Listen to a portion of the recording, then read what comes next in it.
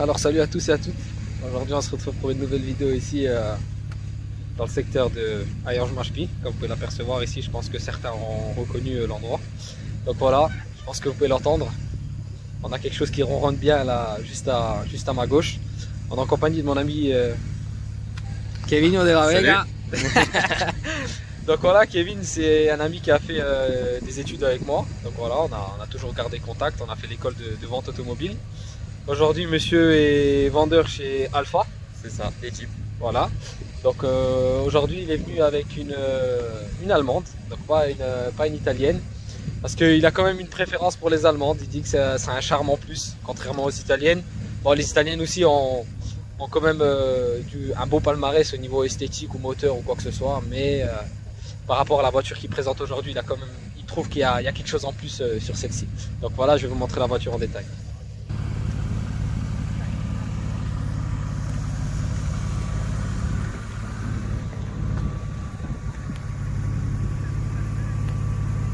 On est sur un très beau bébé,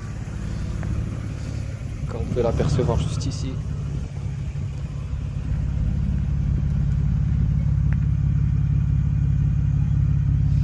Une magnifique BM E36.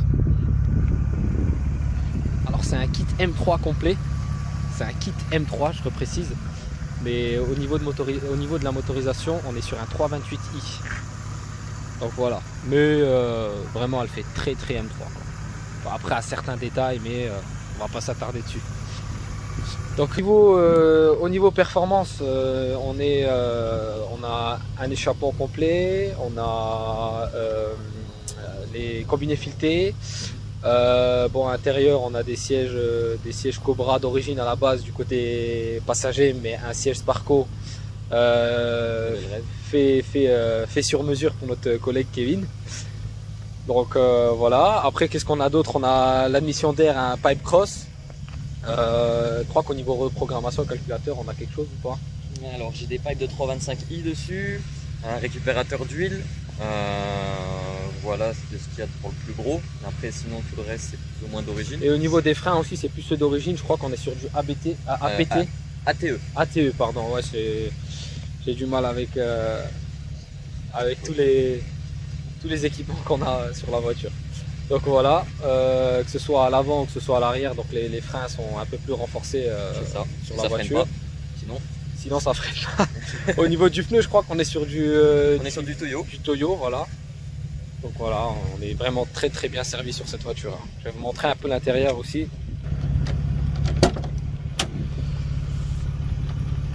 Donc voilà, le volant aussi peut s'enlever. On va vous montrer ça.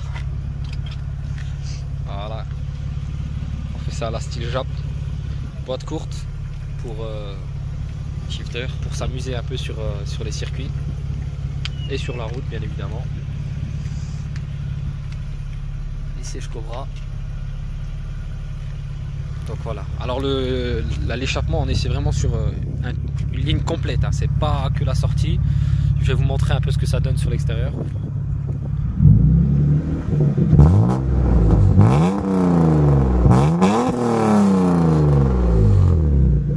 Ah, ça résonne magnifiquement bien. Bon, généralement BMW sont assez bien au niveau échappement. Même que ce soit d'origine ou même quand on la change, généralement on a toujours ce côté métallique un peu qui résonne sur le tube complet. Donc voilà, on est repassé juste ici à droite, on est repassé à l'intérieur. Donc la vie Kevin, t'as un petit surnom pour les intimes toi? Kéké. On a un pont là. Donc là.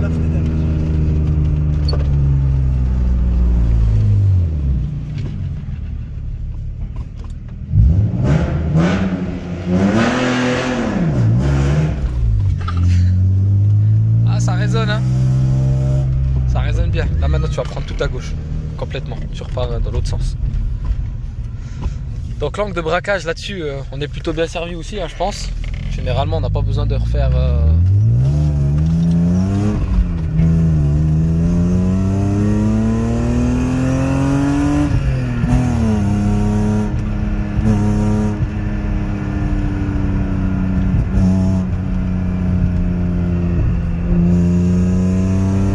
Ah, la boîte courte, ça fait toute la différence quand même, hein, C'est ça. je pense. Bah, toi qui as essayé tous les modèles, bah pas tous les modèles, mais les modèles en boîte normale et en boîte courte, tu as une préférence vraiment sur laquelle? Bah, la boîte courte, on va dire que c'est plus sympa, c'est tac-tac.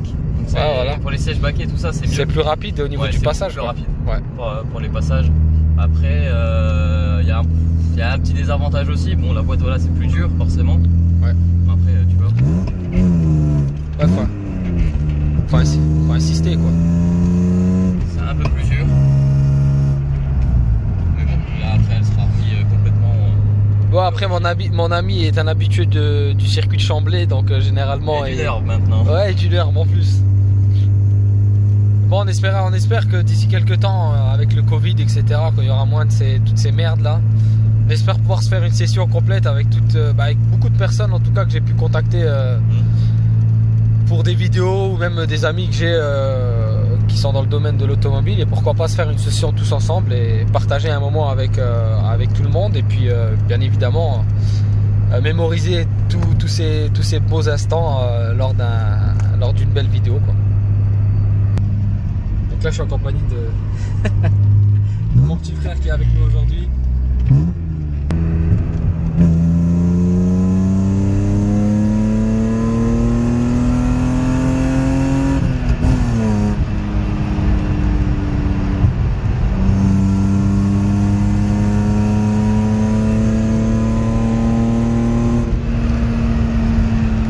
Bon, elle était à 90 max, je pense. C'est juste que la voiture elle fait beaucoup de bruit. Là tu prends tout droit. Alors Kevin, toi par rapport à... Bah, je sais que tu as déjà plusieurs voitures. Tu as celle-ci, tu as la Clio 4 RS. Ouais. Tu as la Alpha, bon,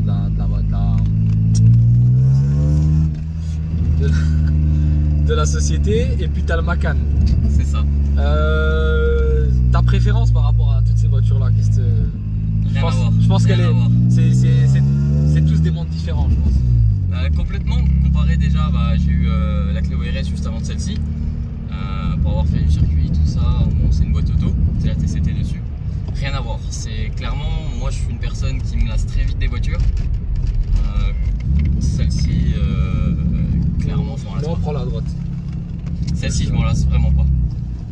C'est un plaisir, ça marche, c'est beau, c'est tout ce que je veux.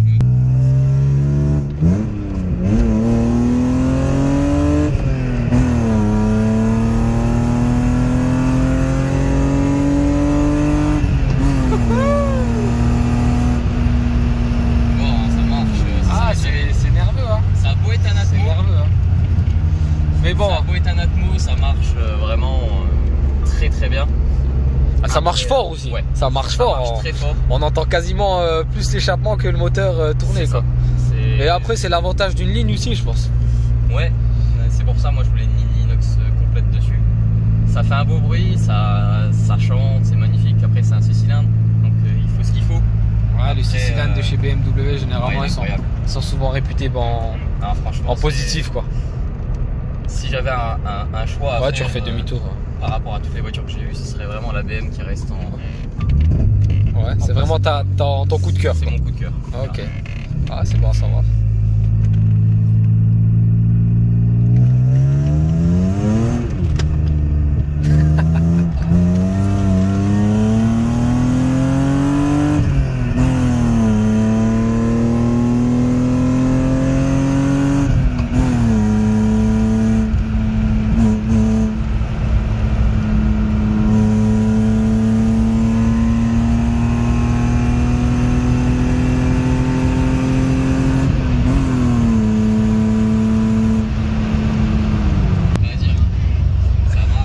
Franchement, je crois que je vais mettre une ligne sur ma BM. Ah, c'est top. Franchement, ça marche. C'est sympa. D'ailleurs, on a une qui vient de me provoquer une Mégane 2 RS là. On va éviter de jouer avec parce que avec un beau temps comme ça, on a les amis qui sont un peu partout. Si vous voyez ce que je veux dire. Donc voilà, on s'est arrêté ici au secteur du Super Green. Bon, maintenant le petit nouveau dans mes vidéos, comme j'ai l'intention de faire à notre ami Kevin, Donc les fameuses questions que j'ai pas préparées mais que j'ai retenues en tête. Donc voilà, je vais te les poser et puis comme je dis comme je dis toujours, il n'y a rien qui rentre dans l'intimité de la personne ou quoi que ce soit. C'est vraiment des questions qui restent basées sur le monde automobile et le sport automobile tout simplement. Donc voilà. Alors Kevin, si tu veux bien venir de mon côté parce qu'il y a le soleil. Allez. Voilà. Alors du coup Kevin, la première question que j'ai à te poser c'est quel est l'avantage de cette voiture et qu'est-ce qu'elle a de plus que les autres n'ont pas, tout simplement. Alors comme on a dit avant, avec toutes les voitures que j'ai eues, ça reste du coup encore ma préférée.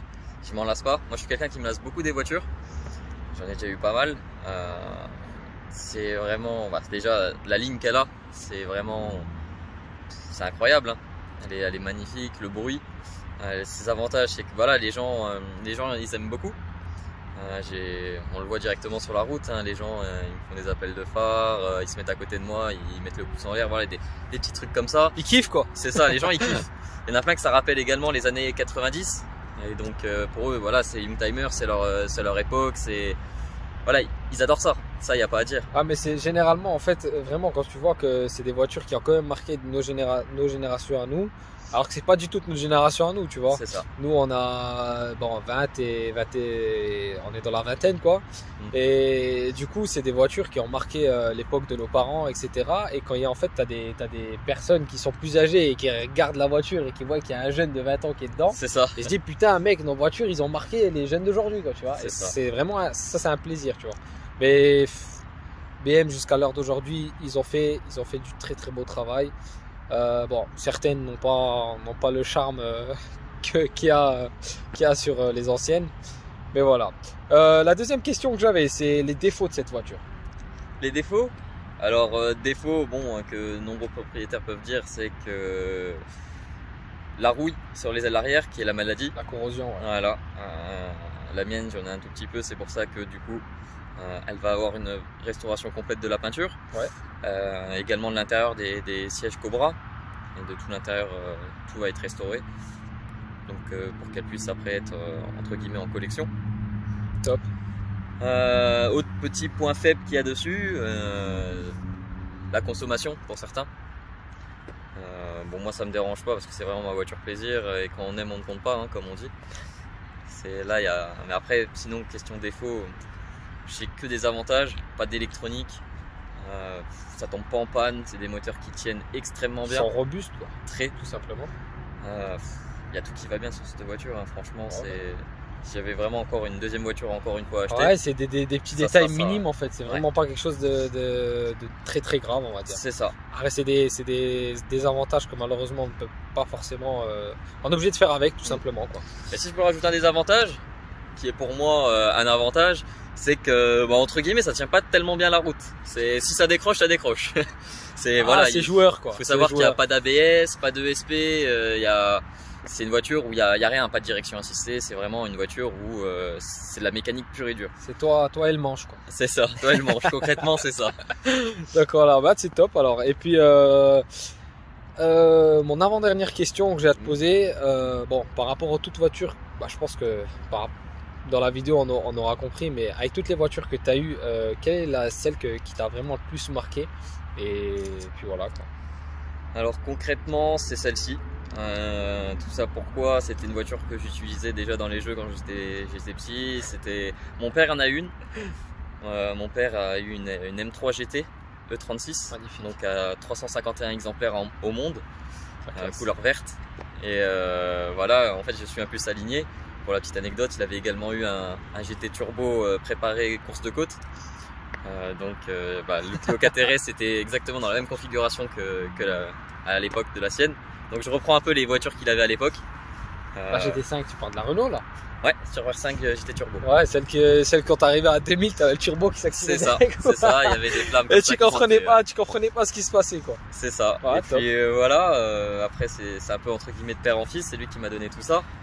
Et puis je le remercie. Il a réussi à passer le mot quoi, tout simplement. C'est ça. Ok. Et puis c'est un plaisir de travailler sur mes voitures, tout ça avec lui et ouais, t'as une bonne équipe qui te suit aussi derrière. C'est ça, c'est ça, faut le dire. Heureusement que j'ai ma famille qui est derrière moi, j'ai mes potes mécanos. pour la petite anecdote, on a un petit groupe. Et puis quand Kevin a quelques questions au niveau mécanique et auto, bah, il me pose aussi des questions. Voilà, c'est ça. Donc voilà, et après, bon, j'ai juste encore deux petites questions à rajouter. Quelle serait ta voiture de rêve que tu rêverais d'avoir, mec? Et ben, ça sera peut-être dans quelques années la M5 E60 avec le V10. Tout est dit, je pense que tout est dit. Et voilà, ça c'était ma voiture de rêve étant déjà plus petit, et ça le reste toujours. Après, sinon, dans un peu plus récente, la Nissan GTR R35. Donc, des très très bons choix. C'est ça. Des très bons choix. Des voitures mythiques, légendaires, alors qu'elles ont même pas 10 ans, quoi. C'est ça, complètement, qui ont marqué un peu l'histoire de l'automobile. C'est ça. Et puis voilà, c'est vraiment les voitures que je veux. Et bah, ma dernière question qui consiste, qui me concerne moi. La question c'est, qu'est-ce que tu penses de Sultvan Drive? Et bah, Sultan Drive. Sultvan Drive. Ouais, Sultvan Drive, ça a changé. Et ben voilà, c'est une personne que je connais maintenant depuis 2 ans. Ouais, c'est ça. 2 ans qu'on a fait nos études ensemble. Il s'est lancé dans son projet pendant qu'on était ensemble à l'école, tout ça. Il a kiffé les voitures. Et puis non, ça on a toujours été derrière lui par rapport à ça. Il présente des super caisses, donc non, c'est un plaisir.